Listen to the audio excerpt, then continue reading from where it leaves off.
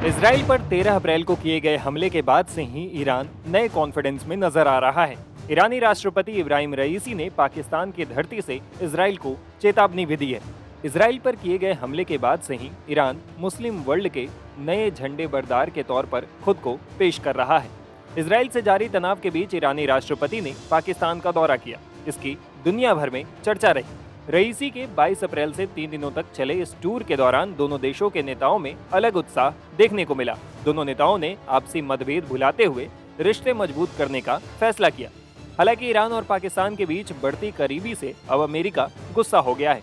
अमेरिकी विदेश विभाग के अधिकारी वेदांत पटेल ने कहा, हम ईरान के साथ व्यापारिक सौदों पर विचार करने वाले किसी भी देश को सलाह देते हैं कि वे इस तरह के समझौते से दूर रहें, वरना उस पर प्रतिबंध लग सकते हैं। अमेरिकी विदेश मंत्रालय का ये बयान ईरानी राष्ट्रपति इब्राहिम रईसी के पाकिस्तान दौरे और प्रधानमंत्री शहबाज शरीफ और राष्ट्रपति आसिफ अली जरदारी सहित पाक के शीर्ष अधिकारियों के साथ कई बैठकों के बाद आया है।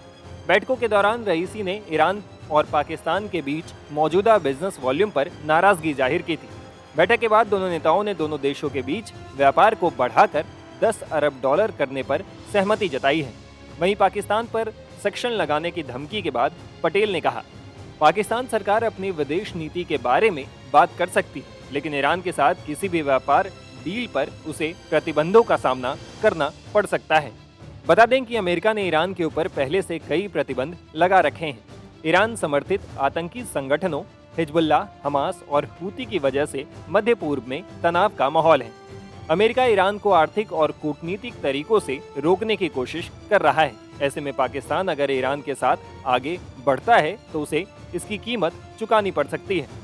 आर्थिक संकट से गुजर रहे पाकिस्तान के लिए अमेरिका का गुस्सा झेलना आसान भी नहीं रहने वाला है। इधर फिलिस्तीन और इजराइल की जंग के बहाने ईरान पूरे मुस्लिम वर्ल्ड के एक नेतृत्वकर्ता के तौर पर भी उभर रहा है।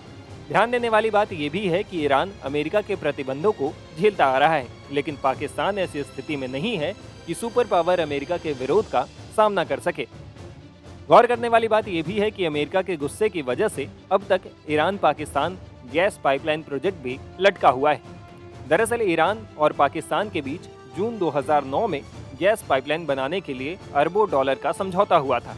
इसके तहत तेहरान ने साल 2011 तक अपनी तरफ 900 किलोमीटर लंबी पाइपलाइन का काम पूरा कर लिया था, लेकिन इस्लामाबाद को अभी भी 80 किलोमीटर पाइपलाइन को पूरा करना बाकी है, जिसको लेकर ईरान ने पाकिस्तान पर इंटरनेशनल कोर्ट में केस चलाने की भी धमकी दी थी। इधर रईसी के पाकिस्तान दौरे के दौरान भी इस प्रोजेक्ट पर कुछ खास बात नहीं हो पाई है। टाइम्स नाउ भारत डिजिटल की रिपोर्ट।